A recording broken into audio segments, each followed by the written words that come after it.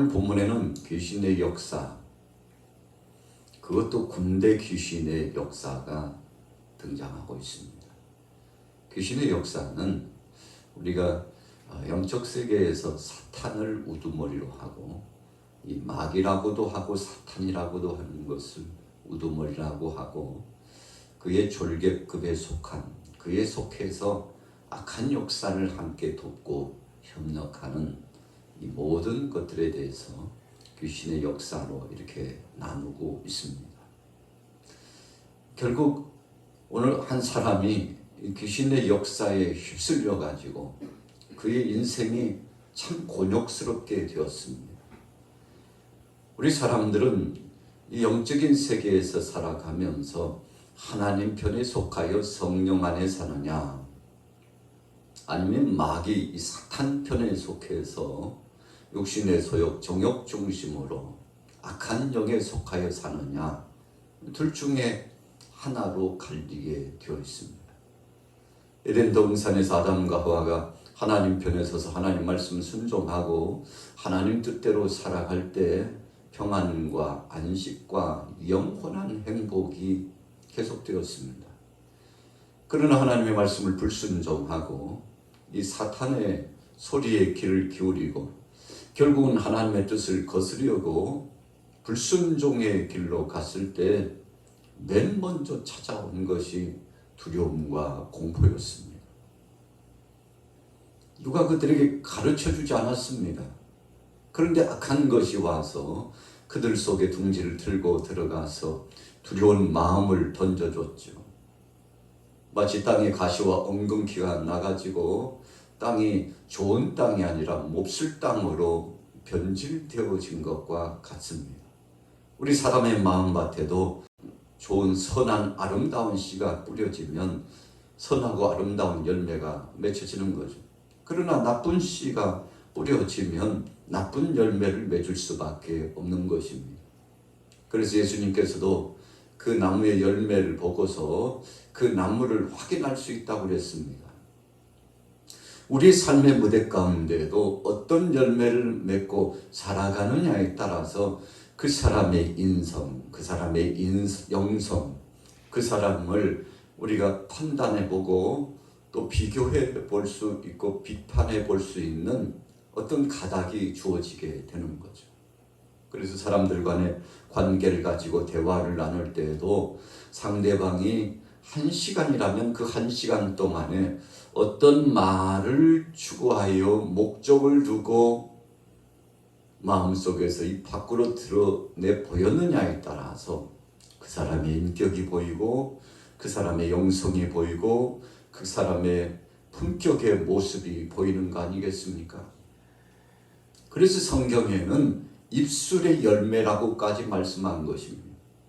예수님께서도 손 씻지 않고 먹는 것을 더럽다고 하고 제자들을 추궁한 사람들을 향하여서 손 씻지 않는 것이 더러운 것이 아니고 사람의 입 밖에서 입 안으로 들어가는 것이 더럽게 하는 것이 아니라 바로 사람의 속에서 나와서 밖으로 드러나 보여지는 것이 더러운 것이라고 했죠. 자, 무슨 말씀을 하시고자 한 겁니까? 마음속에서 악한 것이 나오면 그렇게 된다는 것입니다. 여러분, 오늘 본문 말씀 속에 한 사람 인생이 마치 파선하는 배처럼 초토화가 되듯이 고통스럽고 고통스러운 삶으로 전락됐습니다. 이유가 무엇인가요? 악한 귀신의 역사가 저의 삶을, 저의 생각을, 저의 정신을, 저의 육체와 영혼을 지배하고 흔들어 놓고 있었기 때문에 그렇습니다.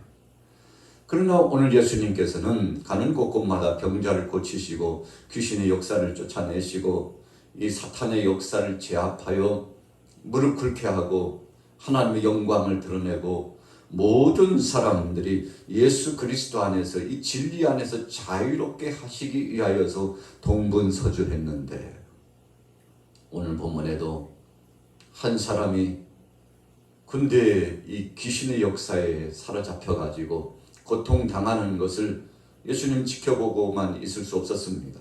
방관하실 수 없었습니다. 그래서 예수님께서 적극적으로 그를 향하여 다가간 것이죠. 오늘 본문 말씀은 사랑의 예수님께서, 하나님 되신 그분께서 찾아와 주셨다는데 바로 은혜가 있음을 말씀하고 있습니다.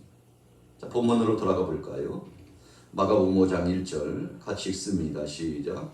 예수께서 바다 건너편 거라사인의 지방에 이르러 배에서 나오심에 곧 더러운 귀신 들린 사람이 무덤 사이에서 나와 예수를 만나니라. 예수를 만나니라. 여러분, 일반 사람을 만났다면 큰 변화 없었을 겁니다. 그런데 예수님을 만났습니다. 이 사람 인생이 바뀌는 전환적인 순간이 돌입된 겁니다. 여러분, 그래서 우리가 복음을 들고서 나가서 때를 얻든지 못 얻든지 계속 전해야 되는 이유가 여기 있습니다. 우리가 뭘 전하나요? 우리의 지식을 전하지 않습니다. 내 생각과 일반적인 우리 인간편의 어떤 사상을 주입시키기 위해서 나가지 않습니다. 복음이라고 하는 것은 예수가 그리스도라고 하는 이 완전한 은혜의 역사를 전하는 것인데, 이 은혜의 역사에 기쁜 복된 소식을 접하는 사람들마다 귀에 들려지면 생각이 바뀌고 마음이 바뀌어지고 삶이 바뀌어지고 인생이 바뀌어지는데, 그것이 바로 복음의 능력이죠. 복음 자체이신 예수 그리스도께서 성령으로 이 사람들의 속에 선한 영향력을 끼치기 때문에, 여러분, 본질적으로 우리가 증거하는 것이 생명의 복음이라면 주위 사람들을 변화시키고 한 나라를 변화시키고 가정을 변화시키는 거 아니겠습니까? 바울과 실라가 하나님의 부르심을 받고 새로운 세계로 나가서 복음을 증거했죠. 빌립보 지역에 가서 새로운 둥지를 들고 복음을 전하는데 기도처로 가다가 귀신 들린 여종을 발견하게 됩니다.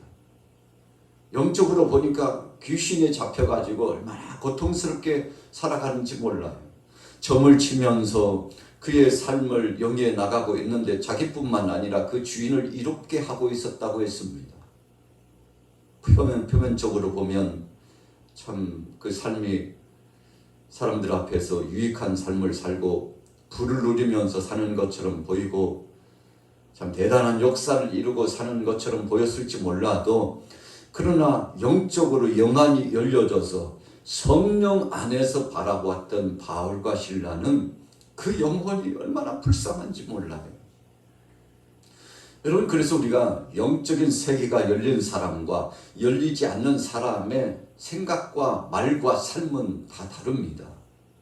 어떤 사람은 생각하는 것이나 말하는 것이나 시작하기만 하면 여러 가지 잡스럽고 세상에 젖고, 그래서 하나님의 기뻐하시는 성령의 역사의 것이 아닌 악한 귀신의 역사, 사탄이 좋아하는 것, 어둠의 역사, 그리고 조잡하고 참 더럽고 추한 역사가 계속 진행되는 사람이 있죠.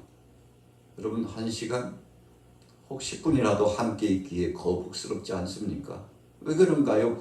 영이 다르기 때문에 그렇습니다. 말하는 것이 다르고 생각이 다르기 때문에 함께 할 수 없어요. 진리와 비진리가 함께 할 수 없는 것처럼 그런 것입니다.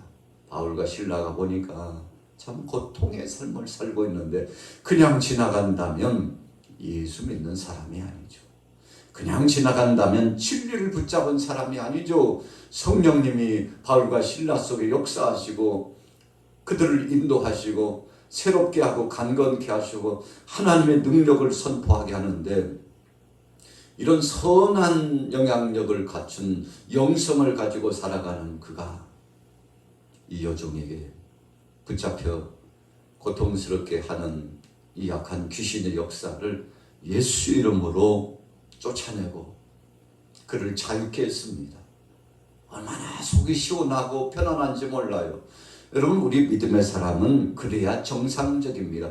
비진리의 역사를 보고 어둠의 역사를 보고 견디고 참고 그냥 그 자리에 함께하고 있다면 이미 하나님의 사람이 아니라고 할 수 있는 거죠.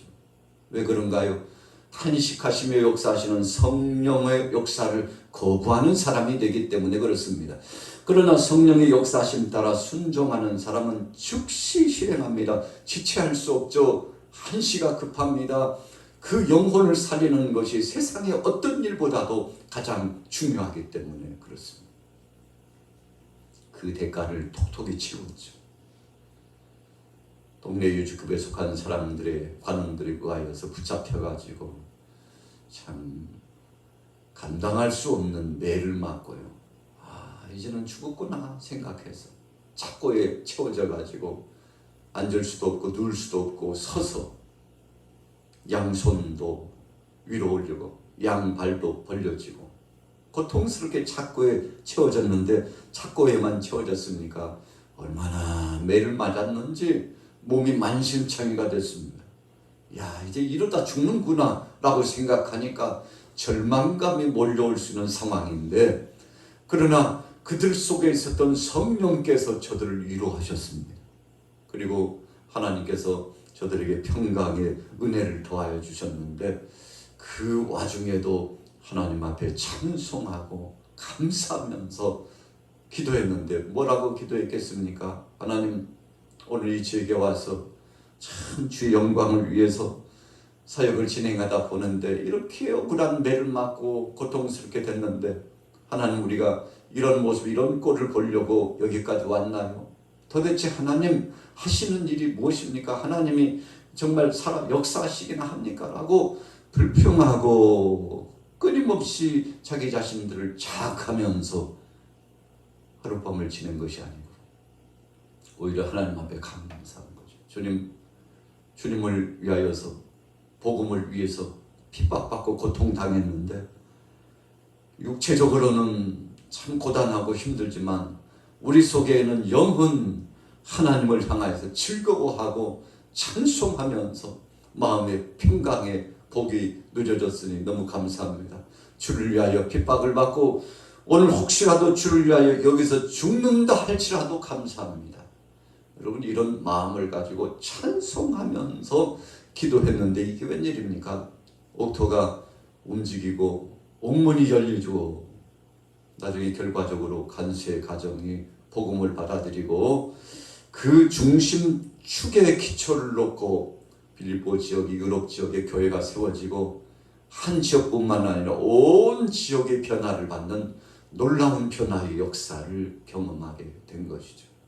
자, 오늘 본문 말씀도요, 복음을 붙잡은 제자들, 복음의 실체 자체이신 예수님께서 군대 귀신 들린 자에게 나아갔는데, 자, 어떤 일이 일어났습니까? 자, 3절부터 같이 읽습니다. 시작. 그 사람은 무덤 사이에 거처하는데 이제는 아무도 그를 쇠사슬로도 맬 수 없게 되었으니 이는 여러 번 고랑과 쇠사슬에 매었어도 쇠사슬을 끊고 고랑을 깨뜨렸음이로라. 그리하여 아무도 그를 제어할 힘이 없는지라. 밤낮 무덤 사이에서나 산에서나 늘 소리 지르며 돌로 자기의 몸을 해치고 있었더라. 여러분, 한 사람이 살아도 이건 사는 게 아닙니다.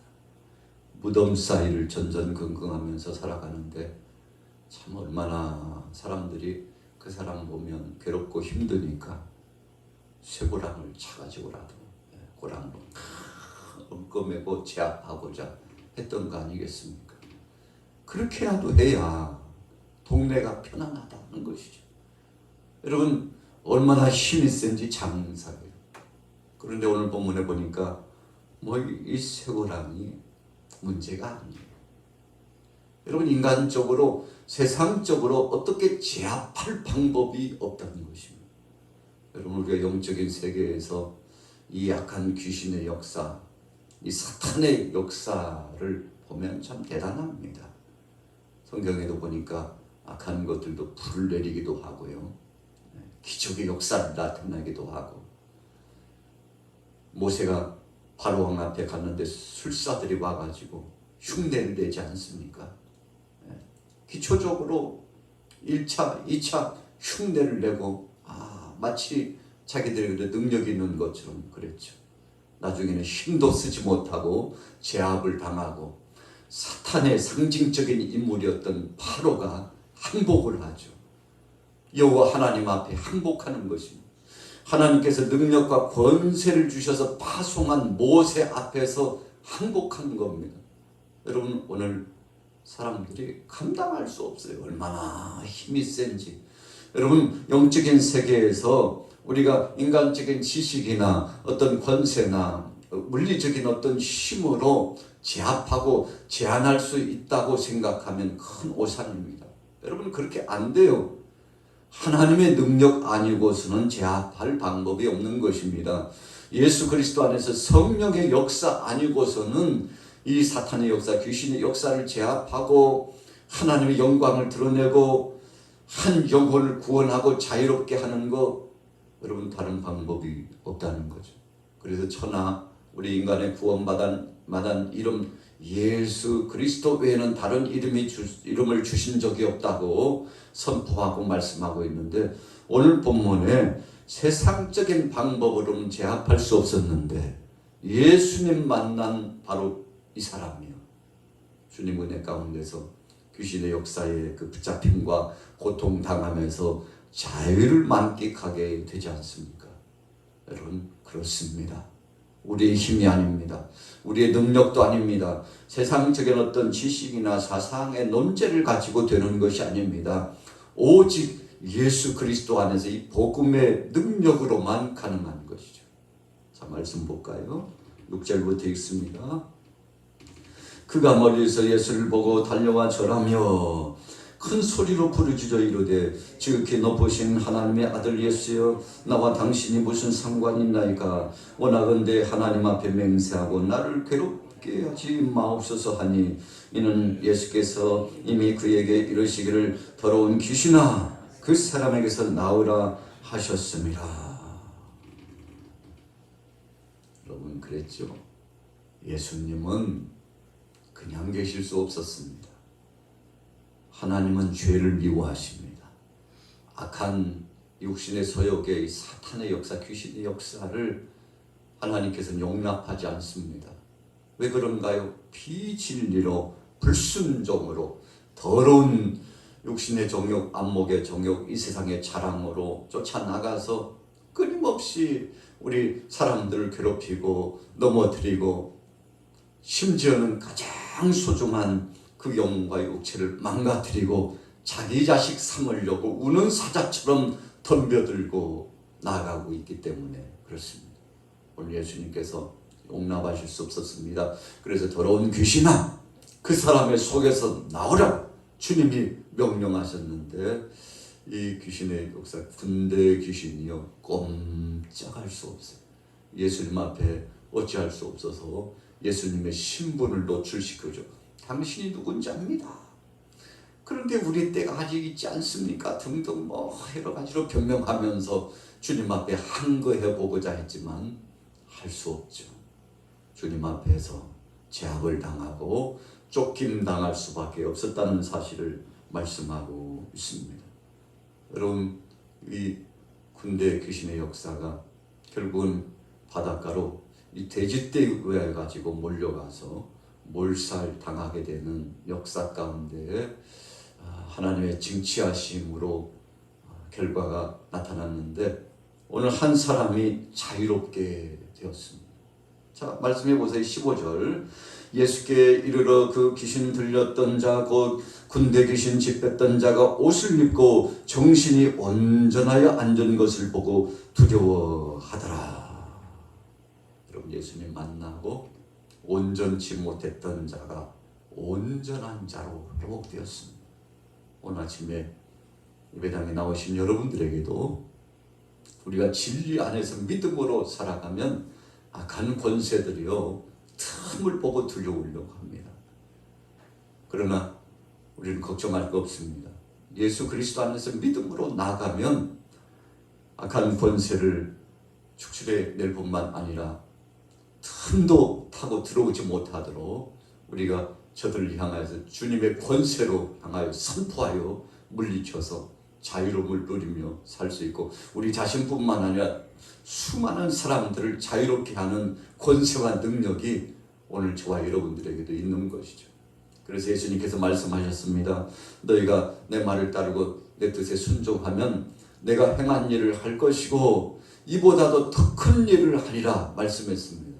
그래서 우리는 우리의 능력이 아니고 주님의 권세로 주께서 친히 성령 안에 역사해 주신다는 사실을 알고 오늘 하루도 혹시라도 우리가 살아가는 삶의 범주 가운데 이런 어두운 그늘에 고통당하는 사람이 있다면 예수 이름으로 선포하시고 그리고 이 믿음을 가지고서 중보자적인 심정으로 기도해 주시고 하나님의 뜻을 전하는 믿음의 역사를 이루셔서 하나님께 영광이 되고 자유의 역사, 진리를 알지니 진리가 너희를 자유케 하리라고 그랬는데 자유롭고 평화로운 행복의 역사가 깃들 수 있도록 함께 동역하며 힘써 나가시고 승리하시기를 예수님의 이름으로 축원합니다.